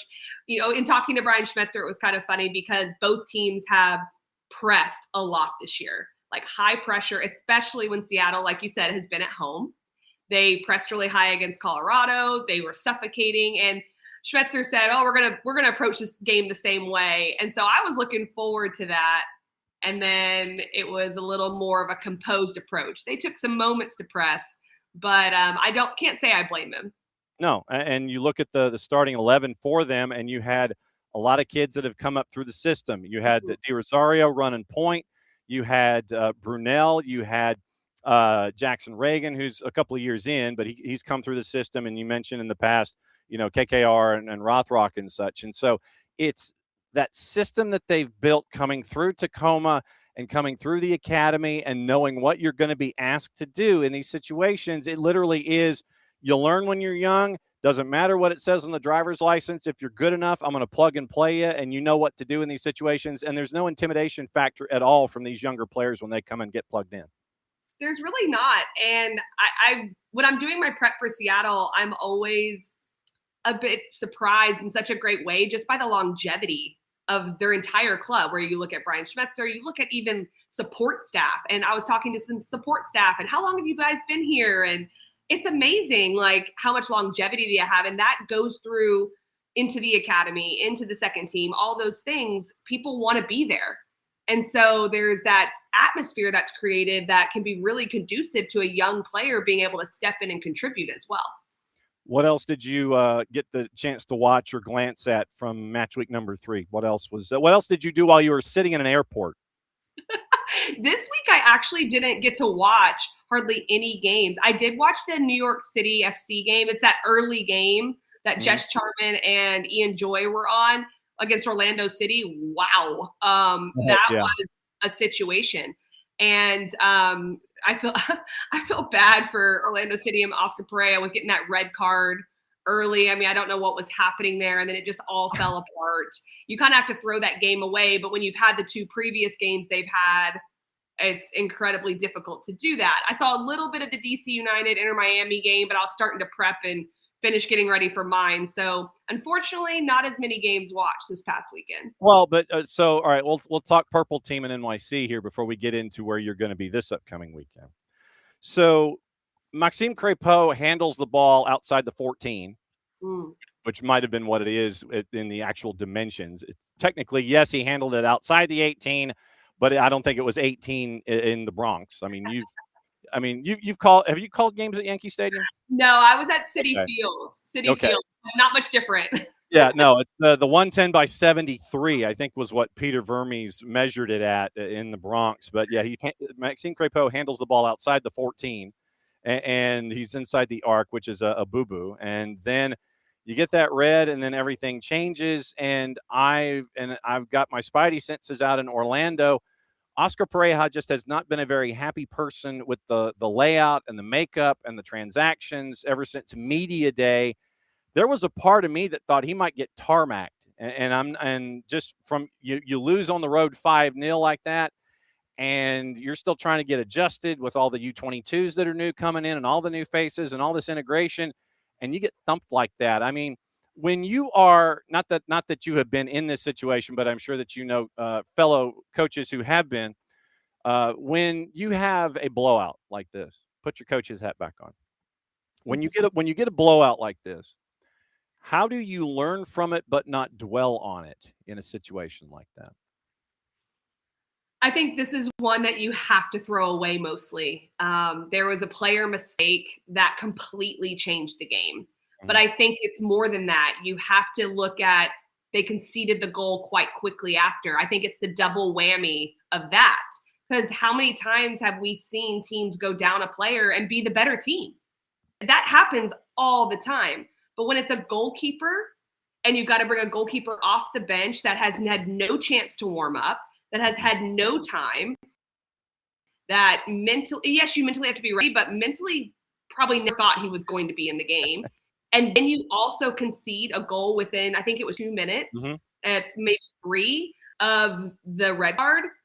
It just went wrong. And then from there, you have to have the mental side of regrouping to keep it at 1-0 to have a hope. And they didn't do that. They gave up another goal, and then it was 3-0 by halftime. So the red card's one thing. You kind of have to go, okay, individual mistake. It's the organization after that. That I think it's why mentally and organizationally were they not able to recover after a moment like that. I think that's what you address as a coach. But overall, if I'm coaching this game, I want to learn from it, but I also know that it's a unique situation and we have to let it go, put it in the rearview mirror and work towards the next thing. Because there's other things to solve that you can control in Orlando City. Like playing on a regulation-sized pitch instead of what you're doing at the Bronx. Where are you this upcoming week? Houston, going to Glen City. Okay, so you're going to Glen City, and it's going to be Portland going to Houston. 8:40 Eastern kick on Saturday night with you and Christian. And we got to wake him up one of these days. We got to get him up at like 7 o'clock in the morning back home, and it's like, hey, come on in here. He's an early riser. He'll get up. He told me. Right. Just checking. Yeah, it's like, we need the double team in here on some days. Portland comes in at a plus 290. So they are a decided underdog in this one. Houston is a 110 favorite, and the draw is a plus 240. Looking at the standings, the Houston-New England match has been they've come up with a date. It is now August the 8th. Mother Nature kicked them out of this weekend, and so now that got moved to August. So right now in the West, Portland 1-0-2. They've lost 2 in a row, and they lose 4-1 to Vancouver last time out at home. So they got thumped by Vancouver. Houston is 1-0-1, obviously, with not playing against the Revs. So obviously last time out they lose to LAFC after you and Christian got to go see them take on the Chicago Fire in their season opener. Early thoughts on Houston and Portland and what to anticipate here? I'm thinking it might be a long night for Portland if things go the way we think. I believe this is a big night for Portland, to your point, because they had the thumping that you mentioned. They've got 2 losses out of 3. Now they're going on the road. What Portland team is this going to be this year? And I think they have an opportunity to change that and to say, okay, this is not who we're going to be. We are going to be able to go on the road and get a win and restart our season in some ways early on. Do you have those moments throughout the year that are incredibly important and can be pivotal? I think Portland needs that. For Houston, I think a rest isn't always a bad thing because especially you need it longer or further into the year, I should say. But when you're 1-1 and your team is chomping at the bit to play, I bet you practice has been awesome for them because they just want to play another game. They're coming off a loss. They get this canceled with New England. You just want to play. You just want to play. So as a coach, you cut training maybe 10 minutes early and go, okay, go in. And people are like, I want to play. Let's get ready for the game. And so I expect to see Houston, who gave their crowd a win, come out really strong, really excited. Portland's going to have to weather that storm early. No doubt about it. And we'll be keeping an eye on things from a distance, as we always do. It's great to have you to pick your coach's brain, to get your analyst brain, to kind of figure out all the different brains that you have going on here on Tuesdays. It's always fun to catch up with you. How is Orange Theory Fitness and the challenge going?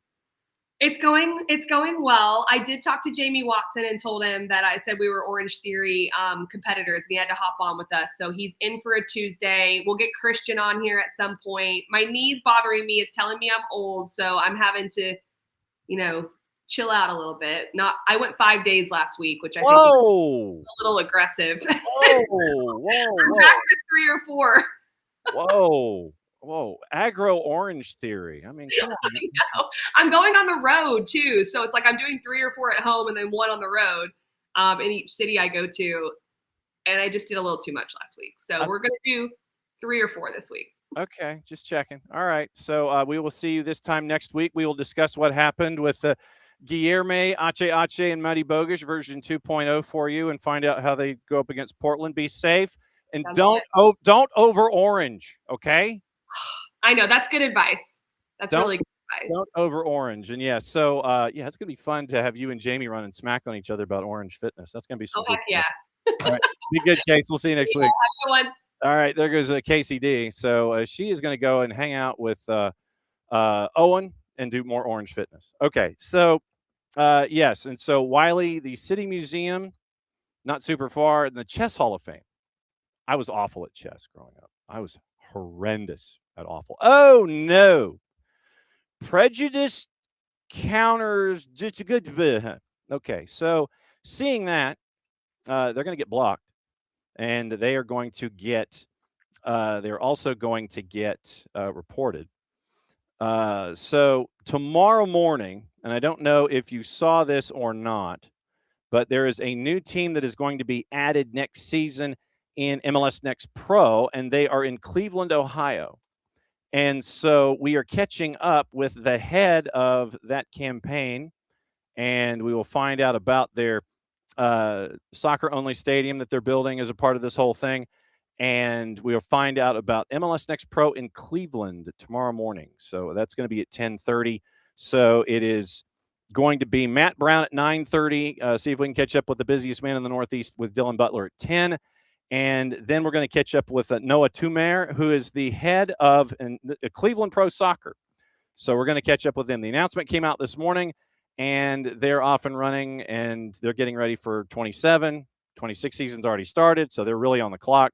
So we're going to find out about Cleveland Pro Soccer and MLS Next Pro tomorrow at 10:30.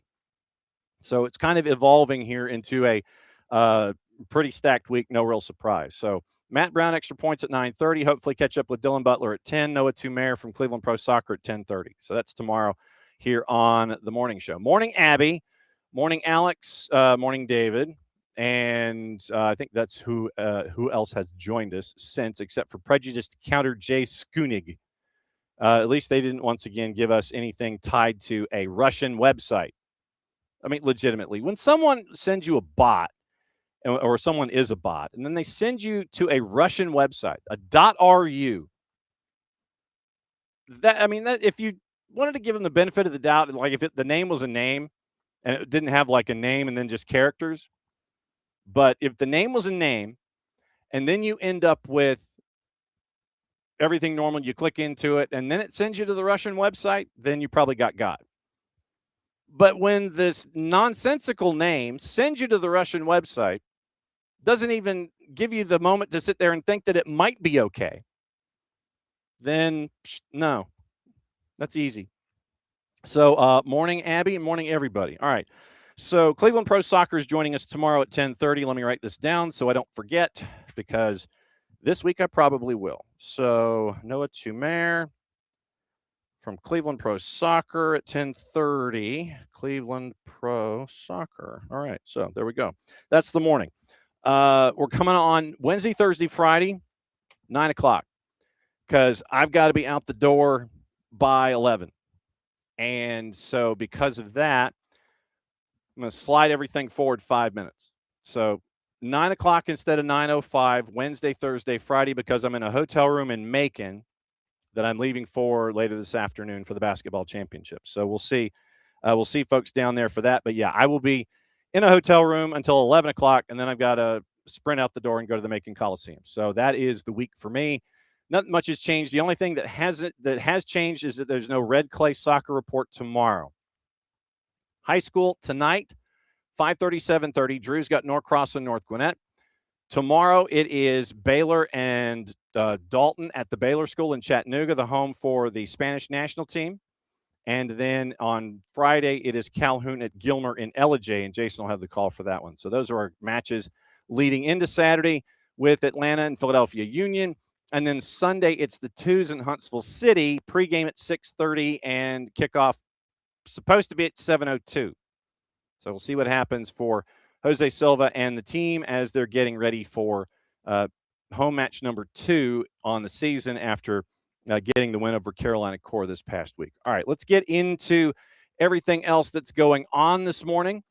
in the world of the soccers. And like I said, we got into the CONCACAF Champions League, got you those 3 matchups, and it's going to be intriguing in 2 of them. And can Alawalense at least stay close when it comes to LAFC? That to me is going to be one of the larger problems that they will be facing as we go. So Champions League, that is got your share of juice boxes as well as we're getting ready for that one. So Champions League, Europa League, Conference League. So today you've got 4. You have the other 4 tomorrow.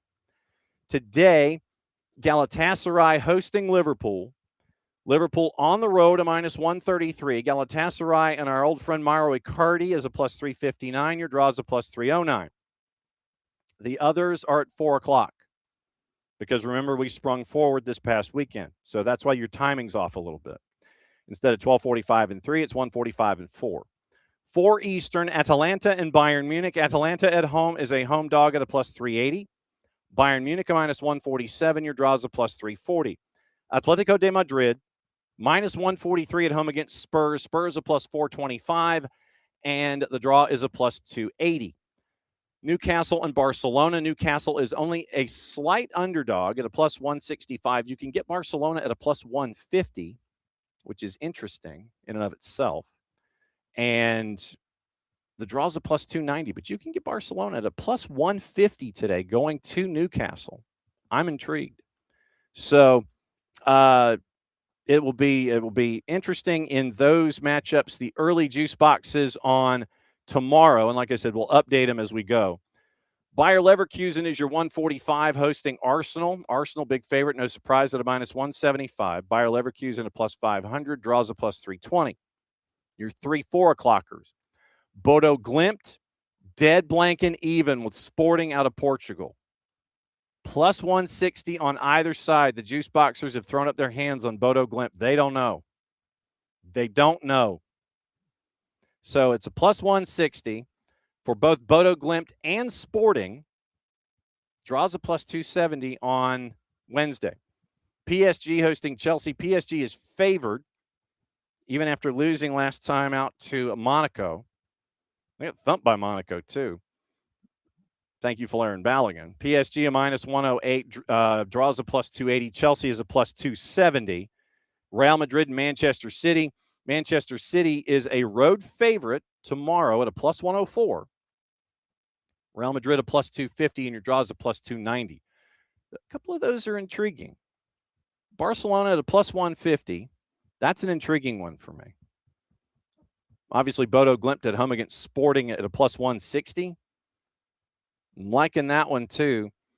And, yeah, Atletico de Madrid, big favorite, no surprise. Everybody else favorited, no surprises. But Barcelona today at a +150. I'm intrigued. I'm intrigued, as the kids say. And so we'll keep an eye on that. But you got Champions League today. You've got CONCACAF Champions Cup tonight. News around. Jack Snape, Jordan Beasley at The Guardian. 2 more Iranians are seeking asylum in Australia after the football team flies out of the country. They refused to board the flight back to their home country after competing in the Women's Asian Cup tournament. Multiple reports. Plane left Sydney Airport Tuesday night, local time, for Malaysia with players and staff. Initially, it was 5. It's now 7. 2 more members decided to remain in Australia. Report said the squad left Sydney late night local time, heading to Malaysia. Not clear what route they would take back to Iran because the country's airspace is closed. Obvious reasons. Team had arrived in Sydney after 8 o'clock on Tuesday, after leaving the Gold Coast where they played their final match of the tournament, losing to the Philippines. Following the granting of asylum to the first 5, supporters had gathered at the airport, hoping that more players or staff would do the same. Speculation had built after the team became the center of the controversy for obviously refusing to sing the national anthem at their opening match 10 days ago, prompting threats of reprisals for, quote, traitors, end quote, amid the attacks on the country. Team exited the plane from the back, escorted onto a bus, surrounded by airport staff and Australian federal police. When it became clear they were exiting via the back of the plane and onto a bus, supporters showed their torches through the airport window. Supporters believed they saw someone from inside the bus appear to shine a torchlight back. Some of the supporters were crying. After the bus left, a tense conversation outside the gate between the supporters and AFP officers, meaning the Australian Federal Police. Supporters told the police that the torch shining back meant the person wanted help. 5 players, led by Captain Zara Gambari, formally granted protection in Australia by Home Affairs Minister Tony Burke. They've been given temporary humanitarian visas, which offers a pathway to permanent residency, and they've already been given an offer to train with Brisbane Roar. Farak, who was a supporter, came to the airport with a recording that was said to be of one of the players' mothers, telling her to stay in Australia. Said she received it via a friend in Iran, planned to play it via a speaker when the player exited the plane.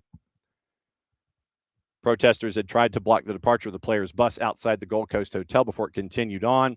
Advocates connected to the group believe more, including possibly some staff, were considering staying. Quote from Amnesty International Australia's Zaki Haidari. Haidari said the players must be given an opportunity to speak to officials at the airport. Refugee advocate and former Socceroo Craig Foster said the players have to be given independent legal advice before they leave the country. Legal experts have expressed concern over possible offenses committed under, quote, exit trafficking, end quote, legislation, which prohibits the movement of people in and out of Australia using coercion. New South Wales Anti-Slavery Commissioner James Cochrane called for accountability for people, quote, undertaking criminal violations of Australian law while in Australia, wrote to AFP Commissioner Christy Barrett, referring a case of a suspected exit trafficking for immediate investigation. Said members of the Iranian team, CCTV, and other eyewitness accounts could help determine whether crimes have been committed. AFP issued a statement, confirmed that they have been providing assistance to the officials of the Department of Home Affairs for the past 3 days. And so keep an eye on that. Obviously, keep an eye on that going forward. 5 is 7. But then there is also the concern that when those players get back home, will the family members of those that stayed behind, will they face repercussions because they had family members who requested asylum in Australia for the tournament? Jacob Whitehead at the Athletic said sources added the team had been made aware of their options by Australian government representatives earlier in the week, and then those first 5 players went missing at the team's scheduled dinner on Monday. So, like I said, we'll keep an eye on this one and see if, since 5 has now turned into 7, if it ends up with any larger numbers going forward in there. So we'll keep an eye on that as one of the stories that we have going forward. Ben Wright, as of an hour ago, 10 players from Mount Pleasant have been denied entry into the U.S. for the Triple C debut against the Galaxy due to visa issues. 7 are from Haiti. They've had to call up several academy players to fill out the squad. You've got 93 days to the World Cup. So we'll keep an eye out on Mount Pleasant. Because remember, we talked about what had happened with Defense Force, where they were, I think it was 10, if not 12, that they were shorthanded themselves because of same visa, the same issue, visa or otherwise. And it was, you end up with 12-0 final from the 2 legs with Defense Force and Philadelphia Union. Will you end up with the same kind of a thing involving the same kind of an issue involving Mount Pleasant as they're going up against LAFC? So we'll keep an eye on that going forward and let you know what the rundown is with those 2. So that was, like I said, that just came across our bow to let you know what's been going on. What to watch, where to watch it, how to watch it, courtesy of our friends at Fanatis. fntz.co/soccer down here. And what you can do is you can hit that link. That link is important because you get to subscribe to a bunch of different things through Fanatiz. You get BN Sports, which means you get all the BNs. You get the Turkish League, the French League, the Polish League. You get Copa Libertadores and Sudamericana. You end up also getting, you get Tigo Sports, TSA out of Argentina, which means you get the Copa, which means also you can keep an eye on Liga 1 Max Pro out of Peru. You get Colombia, you get Paraguay, you get Uruguay, and it's A division and B division. It's not just the top flight. You get B division in some of these countries. You can also add TVV and Venezuelan television if you Venezuelan sports if you wish. You can get that at Fanatiz, fntz.co/soccer down here. Once again, helps you out, helps them out, and it helps add to the streaming services that you got. Now, today, being in Espanol, no surprise, Botafogo Barcelona in Libertadores. If you have not had the chance, catch up with the Soccer Metrics Copa Libertadores show. Only show like this in the United States. Howard Hamilton, the founder of Soccer Metrics, goes through everything Libertadores, and that includes our friend John Texter, as Botafogo and Barcelona are going to be going at it tonight. So, South America. So, do we not have numbers on this? How do we not have numbers on this? That's strange. That is very strange. So we have everything else. We've got Europe, but nothing in South America. How do we not have anything in South America? That is strange. That is strange from our friends at Odds Portal. So, fine. Then we're going to go to SofaScore and see if we have anything in Libertadores from them. So, CONMEBOL Libertadores. So, we'll hit Libertadores, and we will see that Botafogo is a minus 175 tonight. Draws a plus 260. Barcelona SC is down to a plus 525. And we are now officially in qualification round number 3. And this is the either the the reverse fixture, or in some cases, like it is with Juventud and Independiente Medellin, they still have yet to play their first qualification round of the two-legged tie. So Botafogo, big favorite tonight, no real surprise, at a minus 175. Being in Espanol on Fanatiz. CBS Sports Network has Champions League at 4 o'clock. They have chosen Atalanta Bayern Munich. FS1 has the Triple C. They have the first matchup tonight at 7 o'clock. FS2 has the other two. So it starts on FS1, goes to FS2. Philadelphia Club America at 7 on FS1. Monterrey Cruz Azul, 9 o'clock on FS2, followed by LAFC and Alajuelense. 2 to NA has Galatasaray Liverpool, Newcastle, and Barcelona, and they're simulcasting the 3 Champions Cup matches. Unimas has Galatasaray Liverpool and Newcastle and Barcelona. Paramount Plus has 3 matches in English Championship, 3:45 and 4, including Wrexham hosting Hull City. Barnsley and Cardiff has been postponed because of weather. They also have the 4 Champions League matches. Women's side, DAZN USA has the Coppa Italia Femenina. Fiorentina and Juve is at 1 o'clock. And on Universo, they have Liga MX Femenil with Chivas and Club America. That one is at 9 o'clock tonight. So that is your rundown of everything to watch, where to watch it, and how to watch it from our friends at Fanatiz, fntz.co/soccer down here. A couple of quick reminders. You can also get our friends at Grady Baby, grady-baby.com. The Soccer is Just Better in Atlanta gear. That helps out all of our Soccer for Good programming and initiatives in 2026, just like it did in 2025. You can get the red or the black, the gold embossed lettering, Soccer is Just Better in Atlanta. And once again, thanks to the collaboration from our friends at Grady Baby to be able to help out part of our Soccer for Good campaign with that. Also, you can help out our friends at the Marshall Islands. Once again, we got scarves, so you can buy the gear on their website. First off, that's going to come from England, though. So if you don't have a Marshall Islands scarf yet, you can buy it directly from me, and it won't cost you the money plus the shipping. So if you want to buy a scarf, if you haven't bought a Marshall Islands scarf yet, you can get it from me. It's all domestic shipping. It's all there. It's all good. It's all in one place. So you don't have to worry about that. So that is the look at all the things that are there when it comes to anything and everything going on with all of the folks that we like to, or part of the folks that we like to help all the way. So, yeah, road match versus Revs rescheduled for August the 8th. So weather pushed it out, and it is now on August the 8th, that particular matchup that is part of it. So we'll keep an eye on that as we go this morning also.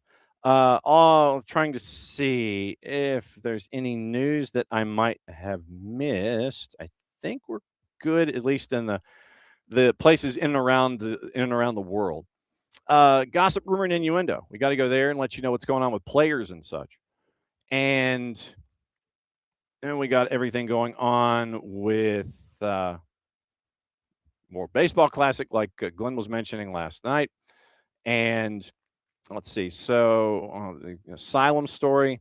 Shocking no one. Pochettino is on the Real Madrid coaching shortlist. The Spain FA chief is saying that the Finalissima is unlikely to be in Qatar.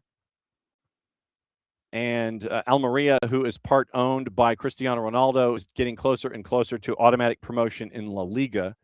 So keep an eye on those couple of stories. Once again, remember, this morning, Jason saving the pipes for AST for tonight. He will not be at Norcross and North Gwinnett. Drew Dickinson will have the call for those. But also, there was no morning podcast version of the Morning Espresso because Jason's trying to save his pipes, and he actually was coughing this morning. So something that is unheard of really with Jason. So trying to save the pipes. There is no vocal or visual version of Morning Espresso this morning. There is the newsletter. And so quick reminder, if you have not subscribed to the newsletter, you can do so by going here, soccerdownhere.beehive.com. BEEHIIV.com. You can go to soccerdownhere.beehive.com, subscribe to the newsletter, and thanks to our friends at Oglethorpe University for being the headline sponsor for the Morning Espresso here on the SDH Network. So you can keep an eye on everything going on in that particular place of the planet. Let's get you into all of the transfer gossip, rumor, innuendo stuff to talk about and consider our sources and all these things. Arsenal and Barcelona interested in Dortmund midfielder Julian Brandt, according to Sky Sports Germany's Patrick Berger. Looking to leave the Bundesliga to join a club abroad at the end of his contract this summer. Brandt is yet to begin talks with any club regarding a potential move after turning down approaches reportedly from the Premier League back in January. Real Madrid are attentive to the contract situation of Rodri. According to Fabrizio Romano, expected to make a decision on his future at the Etihad soon. Reported that Madrid could step up their pursuit if Rodri decides against signing an extension in the summer, entering the final year of his deal. Barcelona confident of winning the race to sign Bastoni from Inter Milan. Team Talk report the Blaugrana leading the pursuit, also on the radar of Liverpool, Manchester United, and Arsenal. Liverpool have reportedly identified him as a potential future successor for Virgil van Dijk, but with the Serie A club aware of folks wanting Bastoni, they want to offer him a new contract that could secure his future at the San Siro to 2030. Spurs willing to part ways with defender Christian Romero amid interest from Atletico de Madrid, according to The Telegraph. Spurs reportedly planning a major overhaul of their squad across the next 3 transfer windows, and the 27-year-old is one of those that could be moved on. Gazzetta dello Sport reports Juve are keen on Jed Spence, believe that he could be signed for a fee of €20 million. Well, yeah, they are definitely looking at planning a major overhaul because if they get relegated, they're going to have to take one anyway. So just keep an eye on Spurs in general. Manchester United looking at Forest midfielder Ibrahim Sangare, said to be weighing up a move in the summer. 32 appearances, all comps, and Old Trafford hierarchy has also been linked with his midfield partner, Elliot Anderson. Once again, the talk is talking about Antoine Griezmann and the purple team. Got into that discussion with Evan Weston. Got into that discussion with Mike Gramajo. There was talk that it had cooled. But whether or not it has cooled, if you believe Fabrizio Romano, won't be moved on in the current window. Front office at Atleti has said as much. But Orlando City looks like if they get him, it would be in the summer window. It would not be in this window that we are currently in. Arsenal preparing a new approach for Sandro Tonali from Newcastle, who's been linked to Real Madrid. United have identified Bruno Guimaraes as a potential replacement for Casemiro. Quoting Philipp Heinz, several big clubs are monitoring the situation of RB Leipzig defender Castello Luqueba. Romano also says that Manchester City is not close to signing Tino Livramento. Napoli want to secure Scott McTominay to a new contract. You damn well better. West Ham's Callum Wilson verbally agreed to a new one-year deal with the club. On loan Wolves midfielder Angel Gomes wants to stay at the Molyneux only if the club avoid relegation from the Premier League. That's understandable. Multiple clubs in the Bundesliga as well as others in Europe are tracking Club Brugge striker Nicolo Trasoldi. That's Florian Plettenberg from Sky Germany. So that's your gossip, rumor, and innuendo when it comes to all of them things. So there's a lot of teams kicking the tires on a lot of the same folks, by the way. So it was so everybody seems to be leaning in the same direction when it comes to all of this stuff. Let's see. Trying to see if there's anything that has been missed in all of this. Let's see.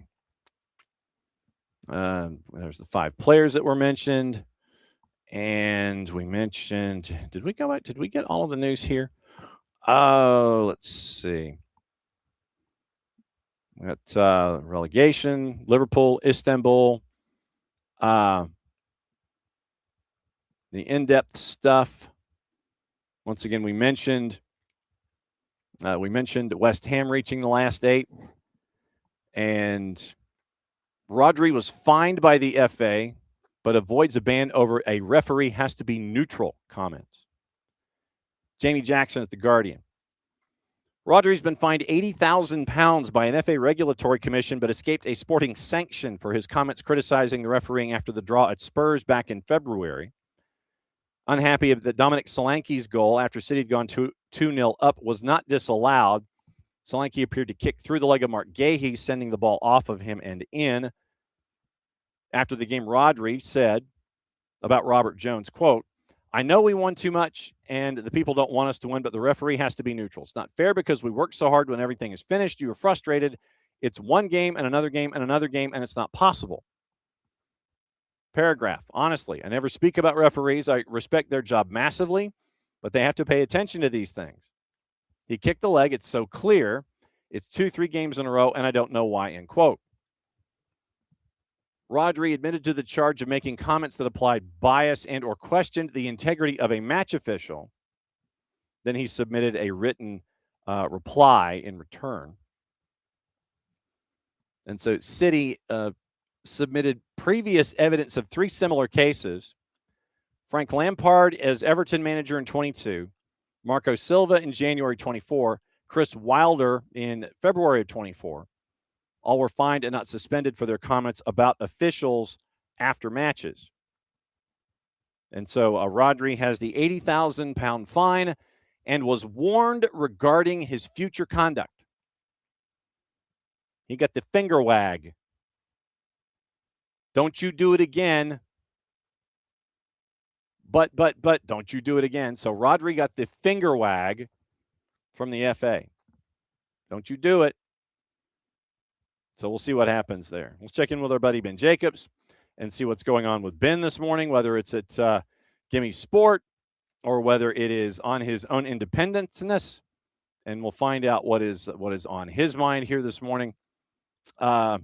Spurs fans, apparently a half hour ago, video was taken on a plane. And Pochettino looks like he is flying business class. Doesn't look like there's first class on this particular flight. And so fans are yelling at him, "We want you back." and he was going to watch Atleti and Spurs as a guest of Atleti. But, yeah, they were yelling, "We want you back," and so he's raising his hand in the air, thumbs up, and a big smile. Ask me if you've heard that one before. Chelsea Academy defender Landon Emanalo signed a new deal keeping him to the club till at least 2031. And we talked about yesterday how Roman Abramovich is going to hang on to that $2.35 billion and only let it go to causes that he sees fit, as opposed to what the British government sees fit when it comes to dispersal of funds. So that one's probably heading to court. And, so we'll keep an eye on that as we continue to go forward. Let's see. So is there anything going on in Major League Soccer this morning? Once again, we'd mentioned Guzman. We'd mentioned Derek Jones and Yaya Boa. The DC match against Messi and friends was at M&T in Baltimore. They had expected to sell out of 71,000 in capacity. They got it. So it was a big move for them to get into a building of that size, to let you know what's going on. 70,000 plus. They're at M&T to see that matchup with Messi and friends. You've also got, and remember what we had gotten into with the Polish league. And we kind of got into it a little bit last night. There's starting to get to be a little space with everything. But our friends at Sweeper Pod wanted us to focus on Arka Gdynia. 17th in the league, simultaneously top of the home table and the bottom of the away table. So they have, how is that possible? How is that even possible? Simultaneously at the top of the away table, top of the home table, they've won 7 of 12. Bottom of the away table, they've lost 10 of 11. So that's Arka Gdynia for you to watch the Premier League. Premier League, your day is calling for you. Let me see if there's. I'm trying to think. Where have I not looked today to try to find any other stories that are out there? I've already subscribed to this. That's the other thing. Pop-up windows. Pop-up windows drive me crazy. Oh, we didn't talk about this. Jose Mourinho yesterday shown a red card for kicking a ball towards the opposition bench. Porto assistant Lucho Gonzalez later calling him a traitor. And so, of course, Jose always wanted to bite his tongue. Post-match said that Gonzalez, assistant coach, former Argentina midfielder who was also sent off, Mourinho said he called me a traitor 50 times. Mourinho says, I'd like him to explain to me a traitor to what? I went to Porto, gave my soul to Porto, went to Chelsea, went to Real Madrid, traveled around the world, gave 24 hours of my life every day, gave my life, my soul. That's what professionalism is about. Insults from the fans are one thing, but a fellow professional calling me a traitor, why? A traitor to what? Giving everything to Benfica? Traitor to what? I didn't like it. When he was asked about his sending off, he goes, the referee said he sent me off because I kicked the ball toward the Porto bench, which is completely false. Many times after goals, I've kicked the ball into the stands to give to a lucky fan to celebrate. I know I'm not very good technically, but it was meant for the stands. So go back and watch the incident and let me know what you think. We also talked about the 23 red cards, which is not a record. It's not a record. Kleipele has the they're the ones everybody's chasing. Kleipele is the one that everybody's chasing when it comes to the red cards and such. I'm checking to see if there's any other news that's going on that has broken out this morning. So not this morning at the moment. Everybody looks like they are good to go in that regard. So I'm trying to see if there's anything that I might have missed one way or the other. Shoot, we haven't even talked about USL Championship. USL Championship in League One. Danny Vitiello earned the championship shutout record, 59 clean sheet in 150 matches with the win against FC Tulsa. Oakland Roots signed forward Jackson Keel, Stanford product. Yana Bazzini to Orange County, part of the byproduct of the Tormenta shuttering their doors for this season. So Bazzini goes to Orange County. Last season, 11+4 for Tormenta. Birmingham acquires Sergeant Goma on loan from Red Bull New York. So he'll be attached to that. Championship power rankings for week number 1. No real surprise. Lou City at number 1. They've won 7 consecutive opening matches of the season. Made a statement against Lexington. Rowdies hadn't won a season opener since 21 before Saturday. Sacramento number 3. Charleston Battery number 4. In their win against Pittsburgh. Lexington down 2 to number 5. El Paso, San Antonio. Pittsburgh down to 8. Hartford up 1. FC Tulsa down 4 to number 10. So you have that as your power ranking. So what happened last week as a part of the beginning of the season. And we still have heard nothing from the PA or from the league about any kind of advancement when it comes to the to collective bargaining agreement signing / renewal. Last week, Lou City beat Lex 2-1. Charleston over Pittsburgh 2-1. Hartford put 3 on Sporting Jacks 3-0 in front of 5 figures to the left of the decimal at Hodges. Well done, Sporting Jacks. San Antonio 2-1 over Phoenix. El Paso and Colorado Springs a 2-2 draw. Tampa won at Birmingham 1-0. Oakland 1-0 over Monterey Bay. 1-1 draw, Orange County Vegas Lights.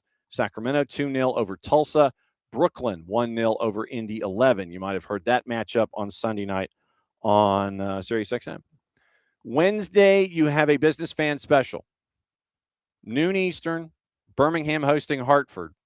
And then everybody's back at it on Saturday and on Saturday the 14th, and then again on Saturday the 21st. But you have a business fan special for Birmingham at Protective tomorrow at noon.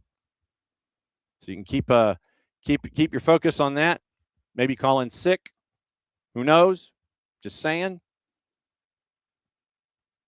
So the schedule in USL League One, by the way, once it decides to load, I believe they start this weekend. Bill Hamid has been signed on as keeper coach in Corpus Christi to help out Iman Zayed. So Corpus Christi coming online, and they have an experienced keeper coach in Bill Hamid helping out Iman Zayed down at Corpus Christi so far for the 2026 season. So we'll see what it looks like. See what it looks like there with the Corpus Christi as they evolve into the first year team that you're looking for them to have. And so looking at the league scores this weekend, you got a lot of folks moving. Cosmos and Portland Hearts of Pine, Greenville and Chattanooga at Furman. One Knox has a home match against Ford Madison. Corpus Christi goes to Naples. Charlotte goes to Westchester. Sarasota hosting Fort Wayne. Spokane and Union Omaha on Sunday the 15th. So that was intriguing to say the very least. A lot of folks are traveling. But this past Saturday, Naples beat Fort Wayne 2-0. One Knox beat Westchester 3-2 in a shootout. Boise gets their first win, traveling all the way to Sarasota to get the win 1-0 there. AV Alta and Richmond Kickers were a 1-1 draw in Lancaster on Saturday, and now they're getting ready for this week in USL League One. We mentioned everybody all the way through. Spokane hosting Union Omaha late Sunday night. And what do Fort Wayne and Sarasota do? 7:30 Saturday night. Keeping an eye on that one too. So that one's going to be a fun watch. Let's see. I think we got everything. And so what we are going to do is we are going to come back tomorrow morning.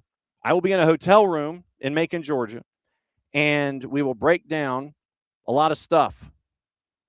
And what we will do is catch up with Matt Brown from Extra Points at 9:30. Hopefully Dylan Butler at 10. Noah Tumare from Cleveland Pro Soccer at 10:30, because next season, MLS Next Pro, Cleveland is on the clock. They made the announcement this morning, and we're going to catch up with Noah tomorrow and find out about Cleveland and soccer and MLS Next Pro, all the things, and that's going to be a fun conversation to have on tomorrow's show. So that'll be the rundown. It'll be from a hotel room. Next 3 days, I'm in a hotel room. May the Wi-Fi be blessed. Otherwise, I'm going off a hotspot for 3 days just to get a better signal. David says he's heading to Macon Thursday for the night final. Actually, let me see who's in the night final. Let me see. So if you're going to the night final on Thursday, then that means, actually, we're going to print that first and foremost. So looking at the, okay, so 2 through, what are we printing here? 2 through 11. So 2 through 11 get printed. And that is done there. And so the night side action, I need to go, this is sports. Okay, so sports, basketball. Okay, so the final field set. So Ricky's going, Pius and Pace. Okay, Pius and Pace, yes. 2 schools 8 miles apart in Atlanta playing in Macon, yep. Well, I mean, it's supposed to be centralized for everybody. So, when Murray plays, they're coming to the central point. And like Elbert County's coming from Elberton. They've got to come down from basically the South Carolina border. They were trying to think of a midpoint. Like Rabun County, they fall into a home game. Pius and Pace on the boys' side at 7:30. David, you can't miss me. I'll be in a suit and wearing makeup. I'll be standing over by the truck, or I'll be sitting in the table, the writers' table on the other side from the scorers' table. So I'm on the opposite side, or I'm wandering around the building. Come and yell at me and say hi. And I mean, Hardaway and Murray County, that's going to be, coming from 2 places to meet in the middle. I know that you're going to have a lot of the teams coming from Atlanta to meet in the middle. And Milton and Creekview, Woodward Alexander, Pebblebrook and Wheeler, Grayson North Paulding, they're all leaving Atlanta, and they're coming down, much like you were talking about with Pace and Pius and Kellen Marist. So they're trying to come up with a midpoint, and that was what they had as a venue. So that's why it's going to look like what's going on there. Yeah. So, your daughter goes to Pius. Okay, cool. So, like I said, just yell at me when you're there. If you're there for any reason, just yell at me. And if I can hear you, I will wave and say hi, and we can take pictures and do all that kind of stuff. But, yeah, tomorrow I'm in a hotel room, 9 o'clock start. We're starting 5 minutes early for the rest of the week so I can get out by 11, and then I can get on the road to the Macon Coliseum. But thanks to Glenn Davis. I'm glad that we were able to catch up with Glenn and kind of get the lay of the land in Houston. There's a lot of work to do. And it was great to catch up with Kacey D and find out what's going on in Major League Soccer from her perspective, with Seattle, with St. Louis City, with Houston, with Portland, and putting her coach's cap on as she always do. And it's always fun to catch up with all you guys as we get ready for match week number 4, Major League Soccer. We'll have more of that tomorrow once again. A little less than 22 hours, and since it is the end of the show, it means we get to do this. Get to roll a close. Back at it again, 9:05 in the morning.